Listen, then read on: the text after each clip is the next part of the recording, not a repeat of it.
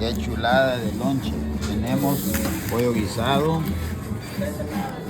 y tenemos chuletita con sus platanitos fritos, arroz y frijoles, queso. Y esto, miren cómo está esto. Miren esto. Esto es una delicia. Solo aquí.